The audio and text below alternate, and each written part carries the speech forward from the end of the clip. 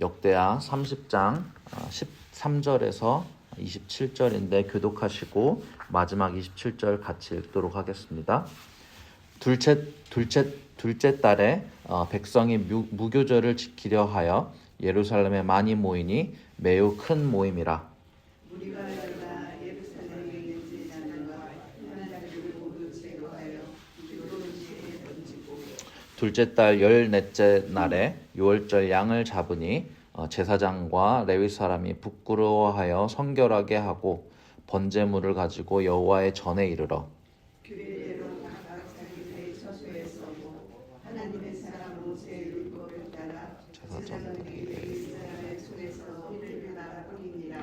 회중 가운데 많은 사람이 자신들을 성결하게 하지 못하였으므로 레위 사람들이 모든 부정한 사람을 위하여 유월절 양을 잡아 그들로 여호와 앞에서 성결하게 하였으나 모세와 이삭과 스불론의 많은 무리는 자기들을 깨끗하게 하지 아니하고 유월절 양을 먹어 기록한 규례를 어긴지라.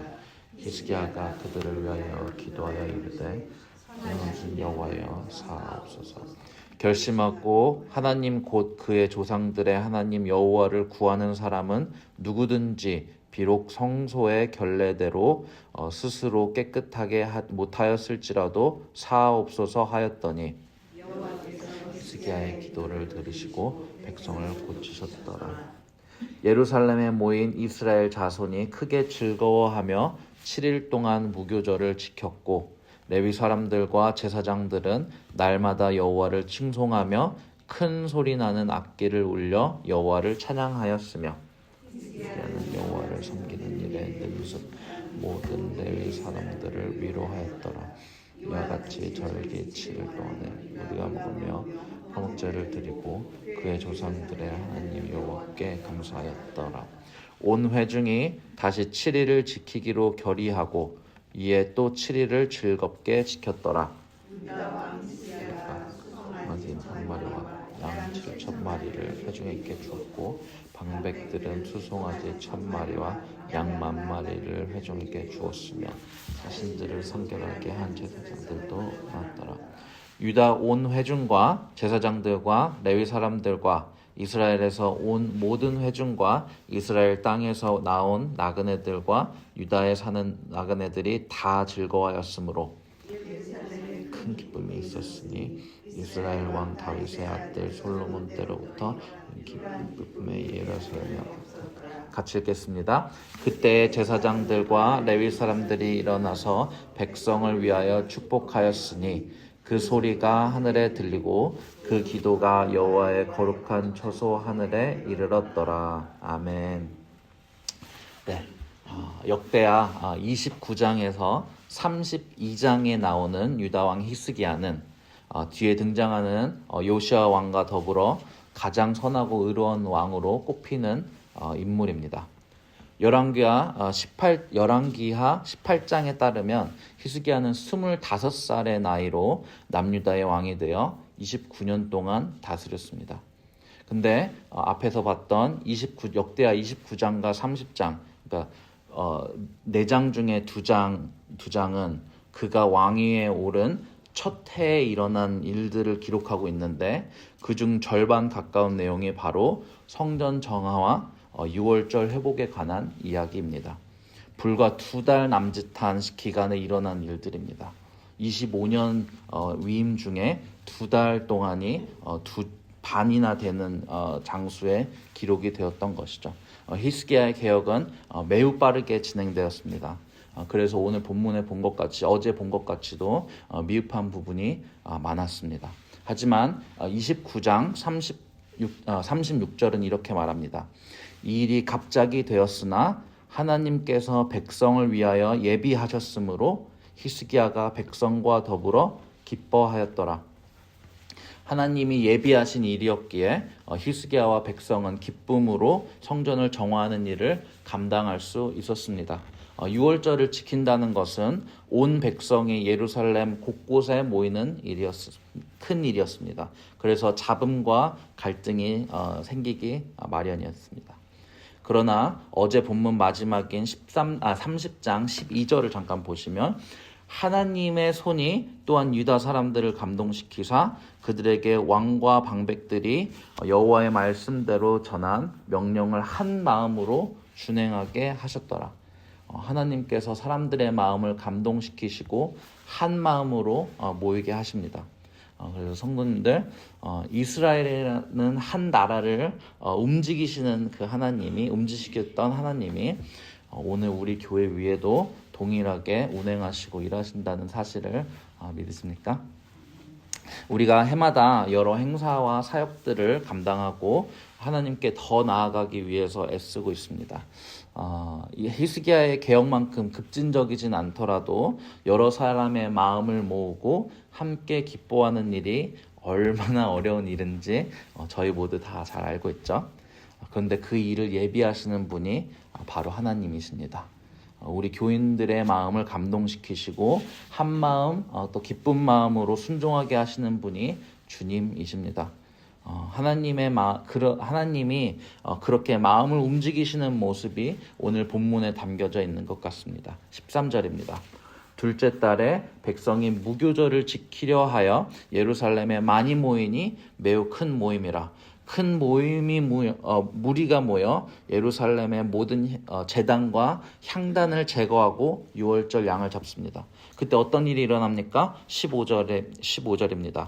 둘째 달 14째 날에 유월절 양을 잡으니 제사장과 레위 사람이 부끄러워하여 성결하게 하고 번제물을 가지고 여호와의 전에 이르러 백성들이 더욱 열성적으로 하나님을 예배하고 계명을 지켜 행하니까 오히려 제사장과 레위 사람들이 부끄러워했습니다. 왜일까요? 그들의 삶과 예배가 이미 무너져 있었기 때문입니다.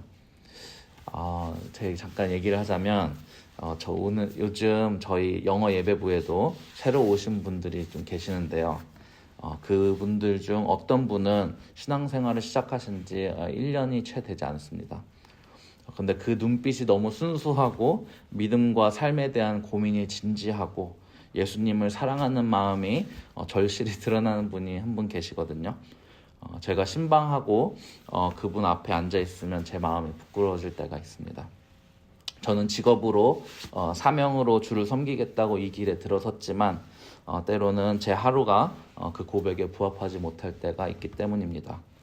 그런데 하나님은 그분을 우리 공동체로 보내주셔서 저로 하여금 부끄러움을 깨닫게 하시고 다시금 성결해야겠다는 마음을 주십니다. 그래서 이 자리에 계신 권사님과 집사님들도 이 말씀이 저 같은 목회자에게만 해당되는 것이 아니고 우리 모두에게 주시는 말씀인 것을 아시길 바랍니다. 우리에게도 부끄러운 모습이 있기 때문입니다.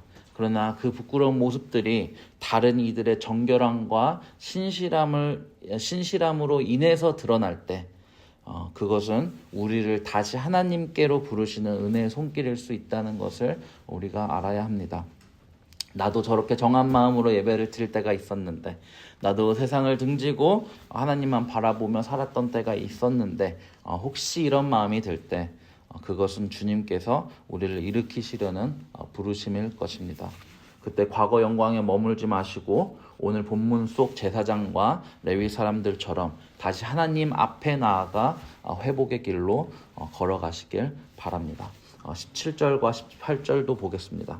회중 가운데 많은 사람이 자신들을 성결하게 하지 못하였으므로 레위 사람들이 모든 부정한 사람을 위하여 유월절 양을 잡아 그들로 여호와 앞에서 성결하게 하였으나 에브라임과 므낫세, 이사갈과 스불론의 많은 무리는 자기들을 깨끗하게 하지 아니하고 유월절 양을 먹어 기록한 규례를 어긴지라.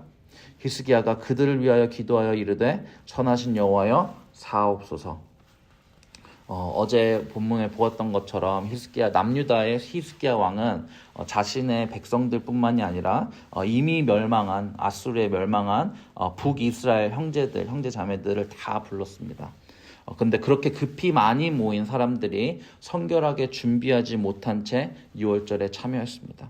우리가 오늘날 성찬을 받을 때도 죄를 회개하지 않고 주의 몸을 분별하지 못한 채 참여한다면 바울 사도가 말한 것처럼 자기 죄를 먹고 마시는 것이 됩니다. 북이스라엘이 유월절에 참여한 상황도 그와 같았거든요. 근데 히스기야의 반응이 참 남달랐던 것 같습니다. 그는 그 백성들을 정죄하지 않습니다. 대신 이렇게 기도합니다. 선하신 여호와여 사하옵소서. 사하다는 히브리어 말로 속죄하다는 뜻입니다. 히스기야는 하나님의 선하심을 근거로 백성을 위하여 속죄의 기도를 드립니다. 마치 출애굽기에서 모세가 백성을 위해서 중보하던 그 장면처럼 말이죠. 그래서 하나님은 20절에서 이렇게 응답하십니다. 여호와께서 히스기야의 기도를 들으시고 백성을 고치셨더라. 그러니까 출애굽기에서부터 남유다의 끝까지 역사까지 성경은 우리에게 이렇게 말합니다. 하나님의 공동체, 특히 오늘날 교회 안에서의 예배란 흠없는 완벽한 사람들의 모임이 아니라 죄 많고 흠이 많지만 겸비한 마음으로 주님께 무릎 꿇고 기도하며 자신을 드리는 자들, 그것의 모임들이라고 합니다. 저희 새벽교회는 완벽을 추구하는 교회 공동체가 아니라 서로의 흠을 품어주고 주님 앞에 기도로 나아가며 그 은혜와 자비로 덮어달라고 간구하는 공동체 되길 원합니다. 히스기야의 마음처럼 말입니다. 마지막으로 25절에서 27절 같이 보겠습니다. 유다 온 회중과 제사장들과 레위 사람들과 이스라엘에서 온 모든 회중과 이방 나그네들과 유다에 사는 나그네들이 다 즐거워하였으므로 예루살렘에 큰 기쁨이 있었으니 이러한 기쁨이 이스라엘 왕 다윗의 아들 솔로몬 때로부터 없었더라. 그때 제사장들과 레위 사람들이 일어나서 백성을 위하여 축복하였으니 그 소리가 하늘에 들리고 그 기도가 여호와의 거룩한 처소 하늘에 이르렀더라. 성경은 말합니다. 솔로몬 이후 13대 솔로몬이 3대 왕 그리고 13대 왕에 이르기까지 이런 기쁨은 없었다고요. 교회 오면 좀 늘 즐거워야 되는 것 아닙니까? 하나님의 백성으로 사는 일이 기쁨으로 가득해야 될 것 같은데 이스라엘의 역사는 그것이 그리 쉽지 않았음을 보여줍니다. 근데 그때 성경은 우리에게 또 말합니다. 하나님을 향한 한 마음이 회복될 때 예배를 향한 진심이 우리 가운데 통용될 때 그때 진정한 기쁨이 임한다는 것을 말합니다. 그 기쁨은 그냥 개인의 감정과 고조된 신앙뿐만이 아니라 공동체 전체에 흘러넘치는 은혜인 것입니다. 그래서 오늘 이 말씀처럼 우리의 기도와 찬양이 하늘에 상달되기를 바랍니다. 우리의 예배가 하나님께 닿고 그 거룩한 기쁨이 우리 안에 다시 회복되기를 바랍니다. 예배를 통한 회복과 즐거움이 하나님께 상달되는 오늘 하루가 되시길 바라겠습니다. 기도하시겠습니다. 사랑과 은혜가 풍성하신 하나님, 오늘도 우리의 예배를 예비하시고 흩어진 마음들을 한 마음 되게 하시는 주님을 찬양합니다.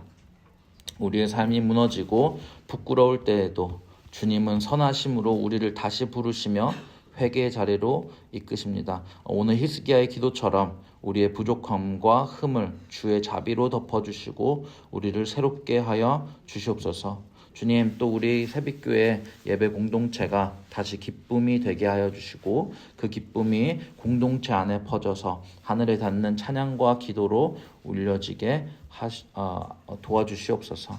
오늘도 우리를 예배케 하시고 감동케 하시는 예수 그리스도 이름으로 기도드립니다. 아멘.